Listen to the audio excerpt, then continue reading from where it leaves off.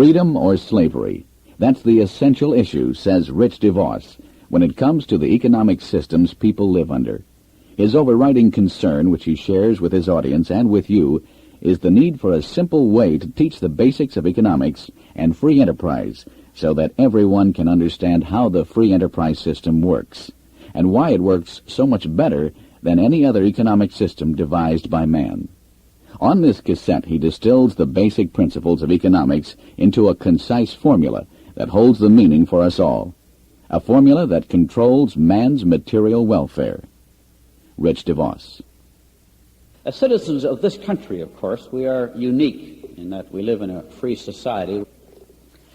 And yet, when I listen to what's going on in the national scene, or you listen to people who are losing faith in institutions of government, who lose faith in business people, who, oddly enough, the latest surveys, of course, show that the only person lower on the scale of acceptability on the latest Gallup polls, lower than the business people, are the politicians. And I think that's encouraging. Because their concepts of what makes America run and how it works is almost unbelievably naive. Because as they found out with wage and price controls, they are convinced that they, of all people, know how to run this country better than anybody else. Here's how well they know how to run this country and handle your money. Senator Percy, who we were visiting with yesterday in Washington, was telling us that he has spent the last 7 years in the halls of Congress trying to get these men to understand that you should spend what you make. Because even up until this time, the way of budgeting the national budget is that everybody puts in what they want, and then they kind of sort it out, and then if the income is close, fine, and if not, well, we voted it in anyway, let's see what happens. And he has spent 7 years to where they're trying now to get a bill through which will force budget planning at the congressional level into one budget committee who will then finally look at the income versus the outgo, like all the rest of us have to live. Here's how your money is spent in Washington. They spent last year's budget $6,000 to look into the bisexual behavior of Polish frogs.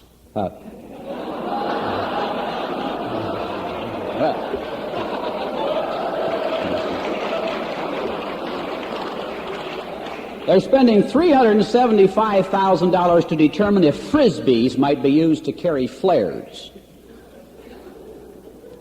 They got $121,000 to find out why so many people say ain't. And they got $70,000 to conduct research in the smell of perspiration from the Australian Aborigines. Now, if you've never been there, you wouldn't appreciate that.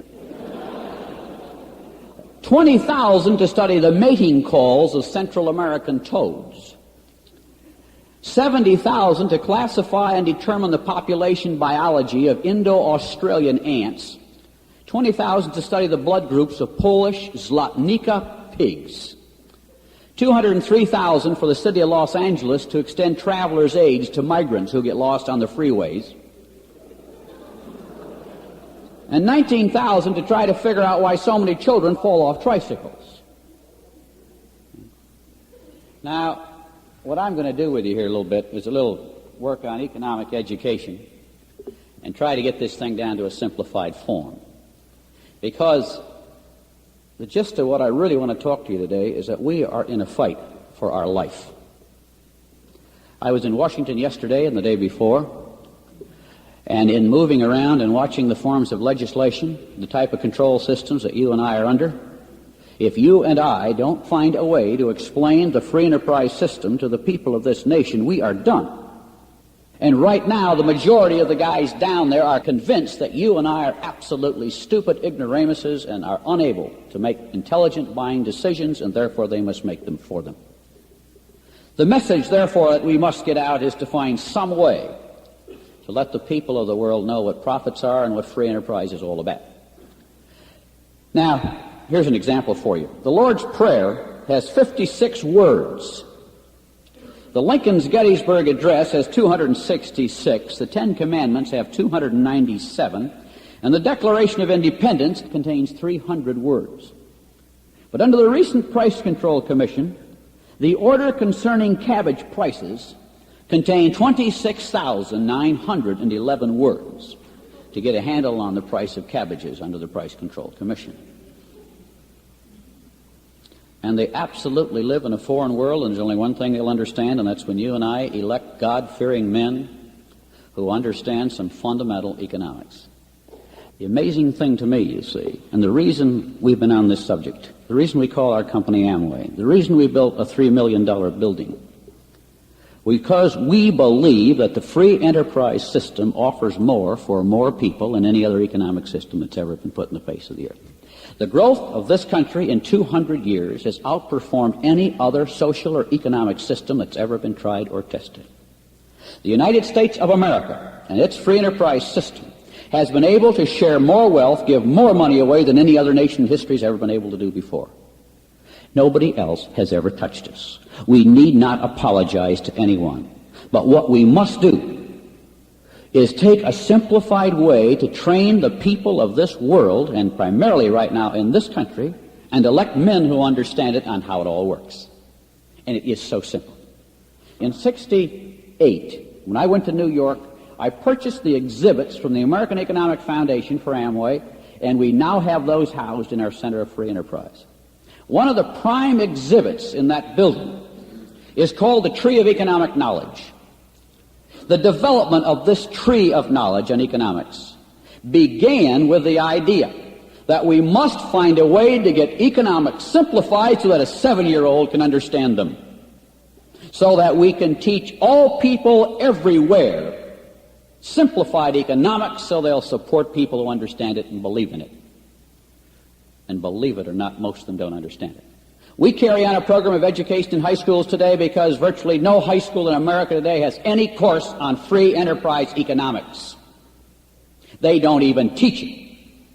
And the kids coming out of our school system today are a result of having no instruction whatsoever in the importance of the competitive system and why people do better.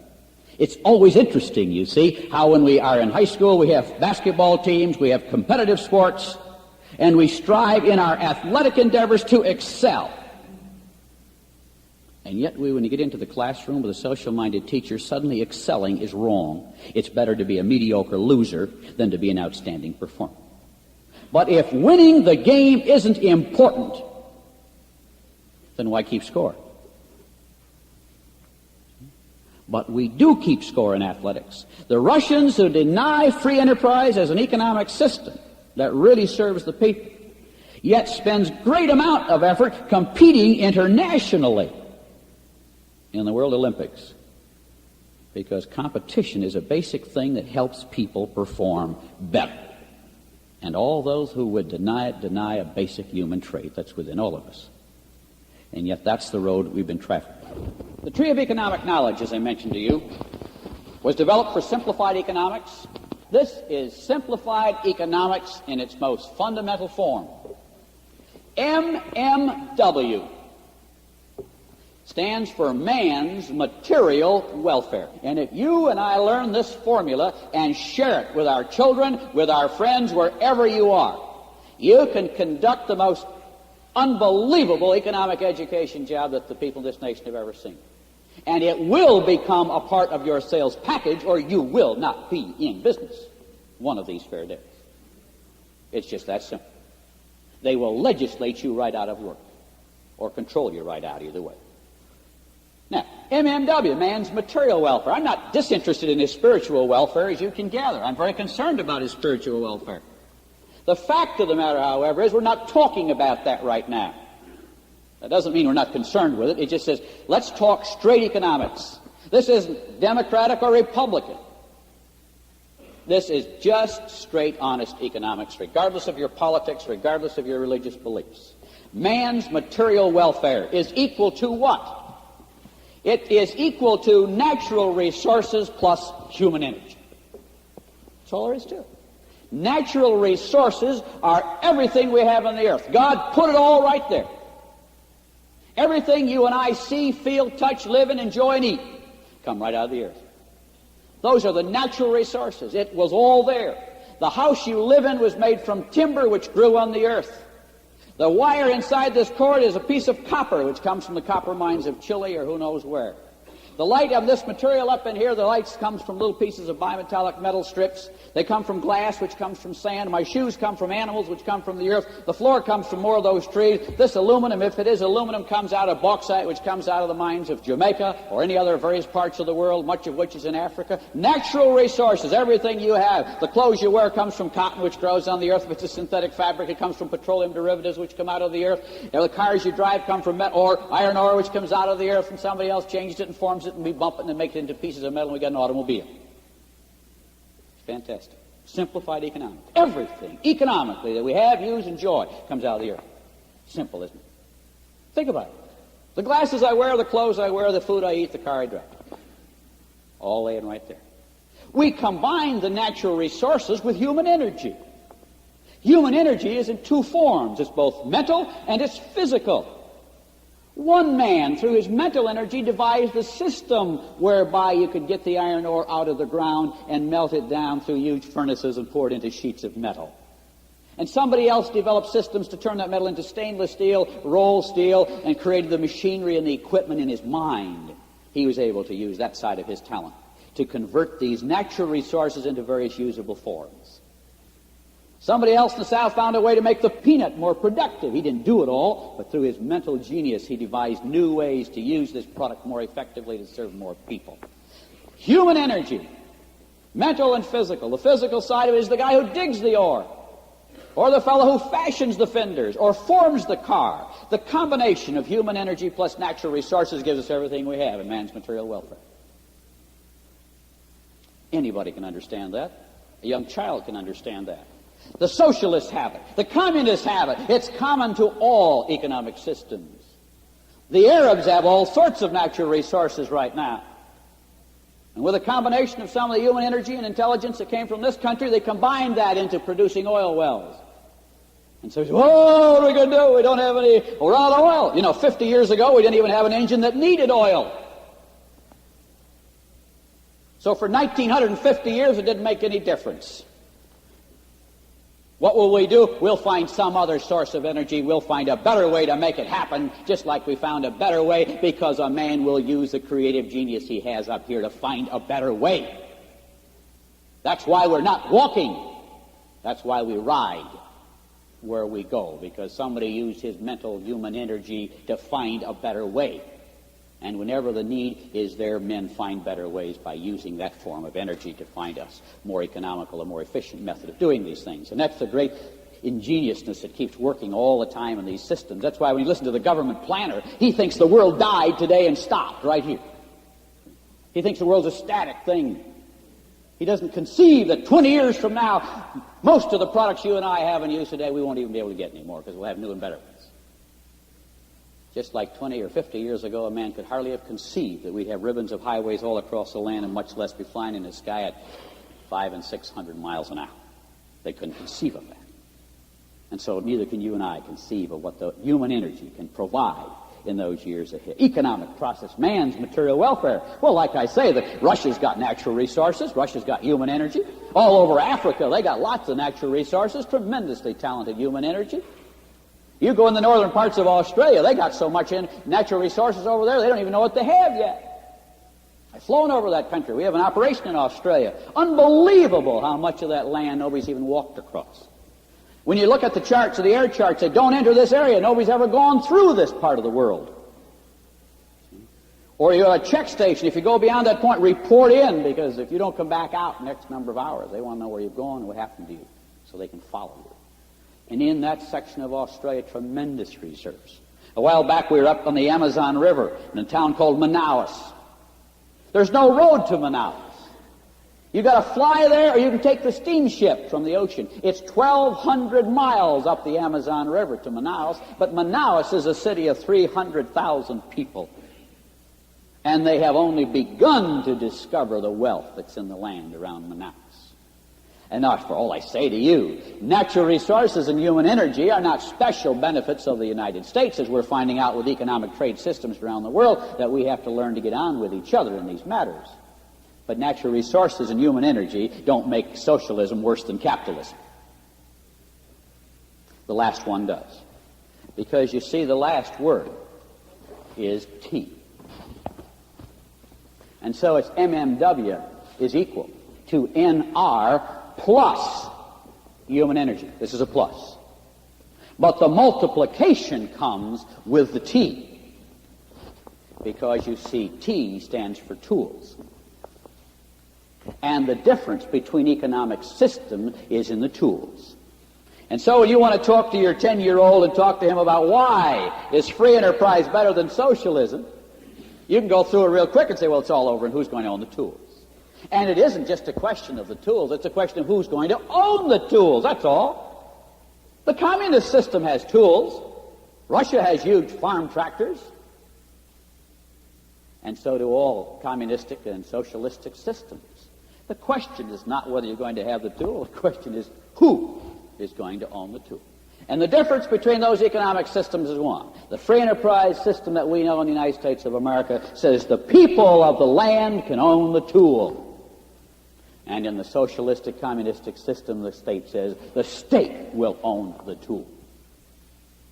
That's the difference, economically, between the two systems. Isn't that neat? Isn't that simple? Now let's just develop the tool aspect a little bit. While we were in Peru a while back, I watched a man. He was the lumber truck, and he walked like this. And when he went to the lumber yard, they loaded him up, and he paddled off. In fact, when I talked to him, he talked like this, because I doubt if he could straighten up anymore. You see, that society hasn't discovered tools yet. They are still beasts of burden themselves. So the man is the tool. When I move a load of goods, I put it on a truck, and it moves out at 55 miles an hour and goes across the country with one man sitting there in comfort. What is the difference? Is my driver better than that dear old soul in Peru? Why, no. My man has a tool.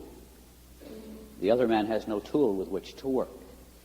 And so the absence of tools keeps the people in a state of bondage. And the growth economically of this country and the world began when we discovered that we could put a tool into the hands of a man and make him 5 and 10 and 100 times more productive. We run an aerosol plant out here at Ada. I remember when I set the line up the first time, Jay and I went out and ran it.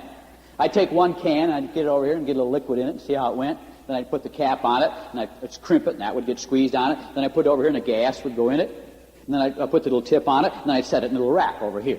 But you see, we used to get 1 or 2 or 3 a minute. But my aerosol line today produces 4 aerosol cans a second. They come out at the rate of 200 to 240 a minute. And it's just a blur. And that's not a high-speed line, incidentally. The Gerber lines up at Fremont run at 600 in some lines, and others run at 1,200 baby food jars a minute. You can't visually see them or distinguish them as they move through these production facilities. And again, I say, are those people who work at Gerber so much better than the man someplace else who fills a jar and screws the top on? No. He was given the tool. When a man receives a tool or a woman does, 2 things happen in a free society. When the tools are owned by the people, they are always used more effectively, and they always last longer because you take better care of it. Don't think that's true? Rent your house and see what it looks like a year from now. What's the difference? Oh, you think that's funny? Rent a house from someone else, and you see how it looks after you live in it for a year. And I guarantee you it will not look like it did when you moved in, or like it would if it was your own. You just don't take care of things the same way.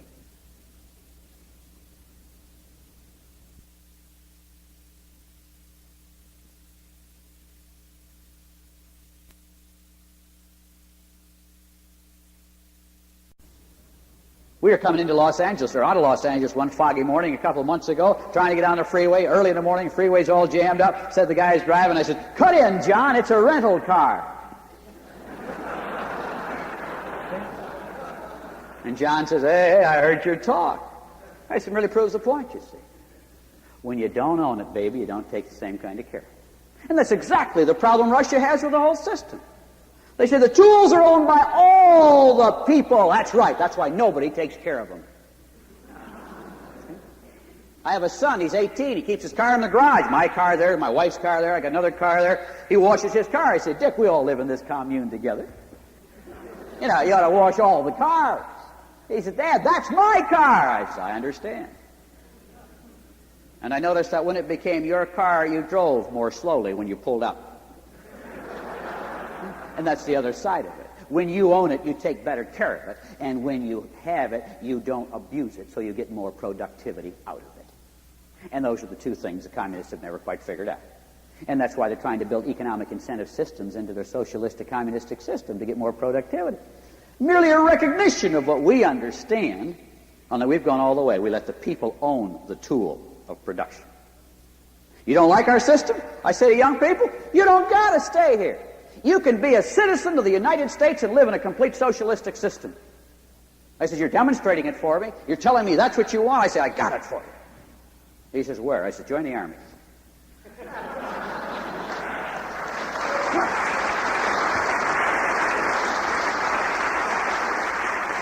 But he says, I don't want to join the army. He says, they might send me to Vietnam. I said, I understand. That's the rest of the story, always. Whenever you want the government to take care of you, then they own you. And the United States Army is a complete microcosm of a socialistic system within the United States and available to all who'd like to join it. They'll feed you, they'll house you, they'll take care of your babies, they'll buy your glasses, they'll give you your false teeth, and they'll lay you away. What do you give up for it?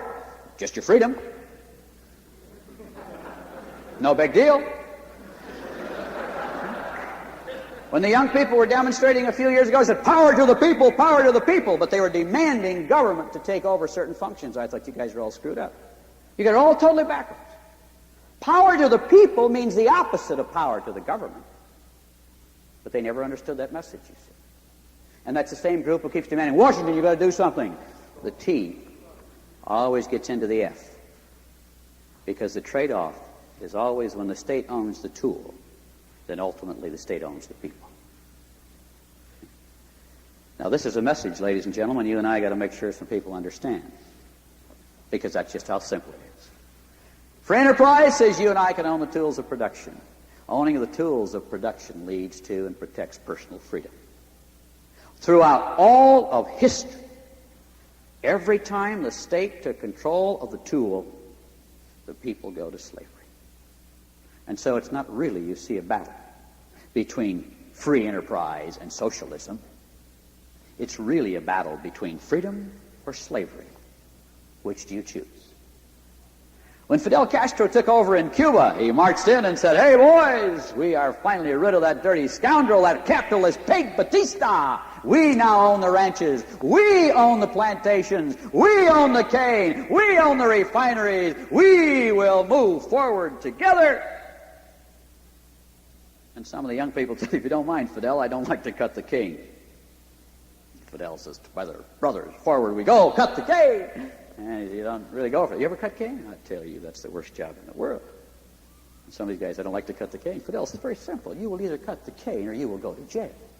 Take your choice.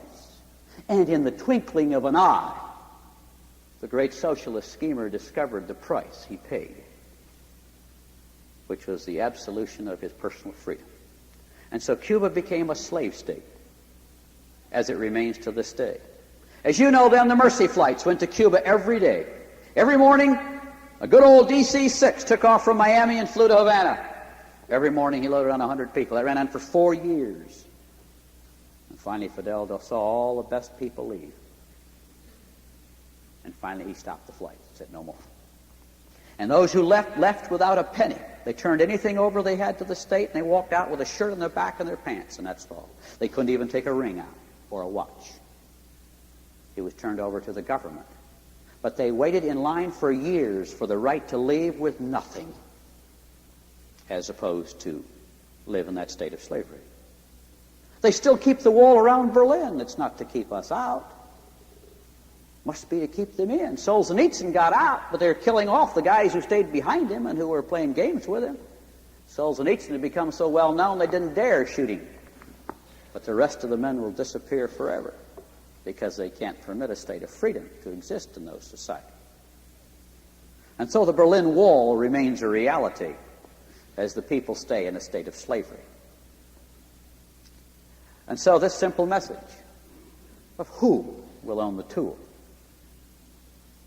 is one that must go forth to all people. And then you and I will know why, and then you'll know why at least I spend so much time being concerned about making sure economic education goes forth. Because the socialist schemer has you believing that, well, if we just do this, we're going to help the poor people. But he must know in the back of his mind that the ultimate goal he's seeking is the destruction of the freedom of all the people. Talked to a man the other day, a fellow in our business, been to China. And he talked about the absolute disciplines of the Chinese people. He said, I've never seen anything like it. He said, I left my camera laying on the car seat. When I got back, it was there.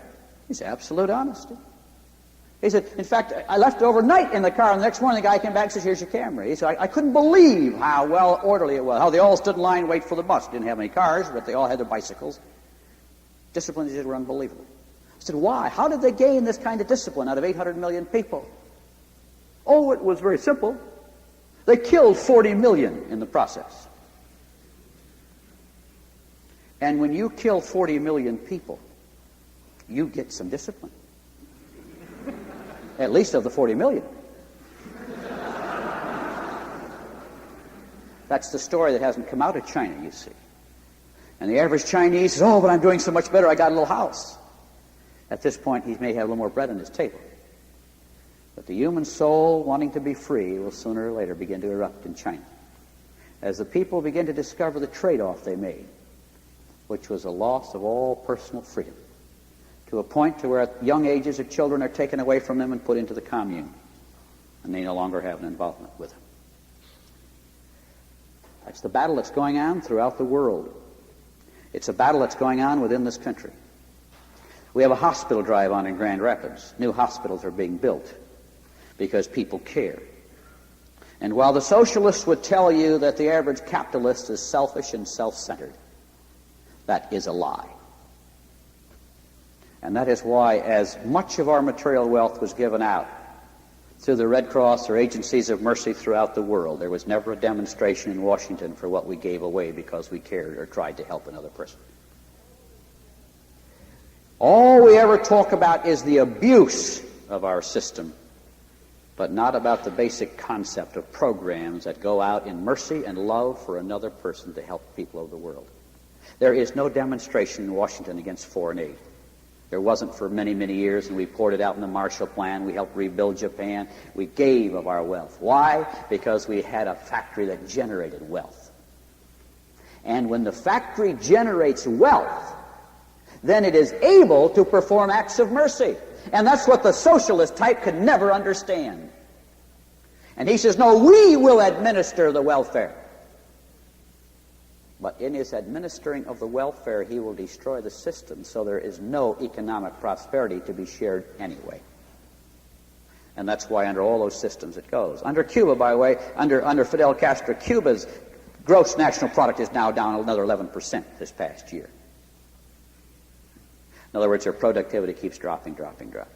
In the 4 years or so that Allende was in power in Chile, by the time the military acted to overthrow the Allende government, prices had soared more than 1,000% in 2 years. Even under absolute control, like the communists exercised in Chile, they couldn't control the price. In 2 years, and we're climbing at the rate of 3% a day at the very end of that regime. The national treasury was practically empty. The Allende government had spent its $400 million in foreign exchange reserves. It had borrowed some $800 million more, mainly to import food, after the regime's attempts to build something resembling a state farm system led to a drastic drop in agricultural production. It goes on in this article to talk about the Dow chemical plant and how it finally ended up. Here's a little bit of that story. Bob G. Caldwell, Dow's director of operations for South America, was a member of the technical team that went into Chile to try and get some of their plants operating again. This is what he found. Mr. Caldwell says the government added 100 new people to Dow's original workforce of 250. Our workers were well trained, but their morale collapsed.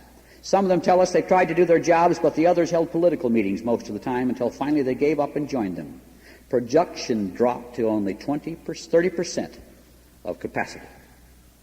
And by the time they get back after 4 years, to illustrate the point, the plant was almost beyond recovery. Because since nobody owned it, nobody took care of it. And the plant was in a state of absolute breakdown, to where it could hardly function anymore. And all the people were now busy worrying about their political indoctrination, and nobody was working anymore. And that's why you couldn't get food. That's why towards the end of the Allende regime, all the shelves in a grocery store were empty, because nobody was working. And since nobody in the country owned the tools, nobody really cared. It was all going to come from the government on high. And so the complete collapse set in economically in the country, which finally caused a change in the political structure. But what an awful price to pay, and what a hard way to get there. And yet, I say to you, the United States of America is traveling that road. And day by day, there are people who would have you go there.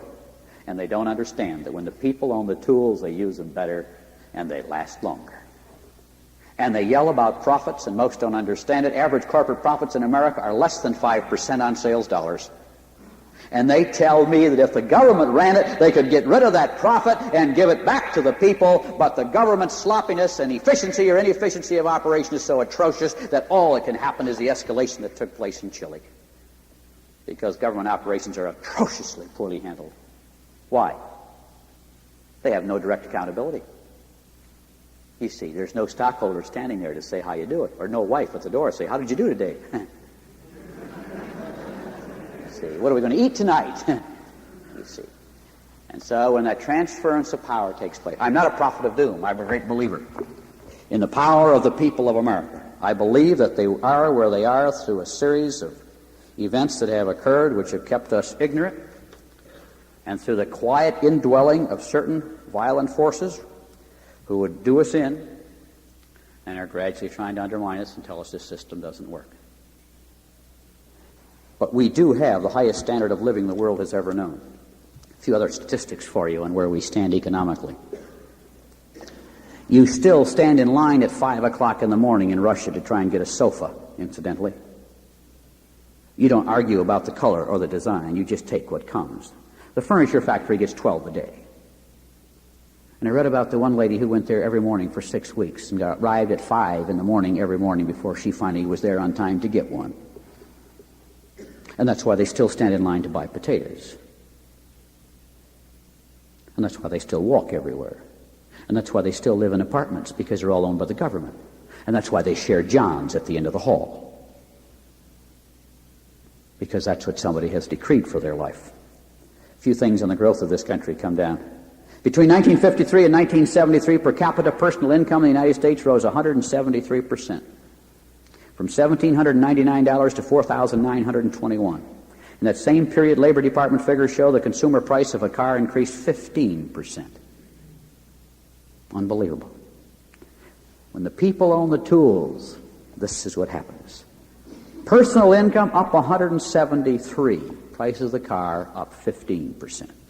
Apparel items were up 50 and household furnishings were up 36. What do these percentages mean? Good use of the tools, proper use of the tools. 20 years ago, a 10.6 cubic foot refrigerator cost $509. That's for a 10 cubic footer, $509. Today, you can buy a 20 cubic foot model, complete with freezer, for less than $400. Tools owned by the people. Fantastic results. The consumer can buy a 10,000 BTU room air conditioner for about $175. 20 years ago, that unit cost an average of $425 and used almost twice as much electricity. And so while we have inflation, let's don't panic on the subject.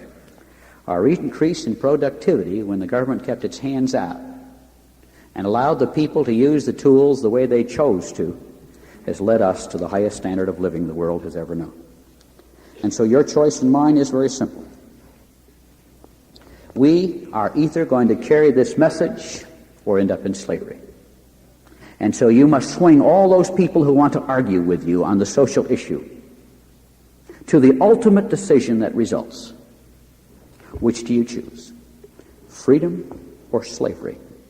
Those are the only choices. And I just thank God that I was born in a land where I had a chance to be free, and where all the rest of the world stands in envy and awe, and would literally do anything in their power to be where we are. But you and I must stand for it and fight for it and talk about it like we never did before. Thank you for letting me share those thoughts with you today.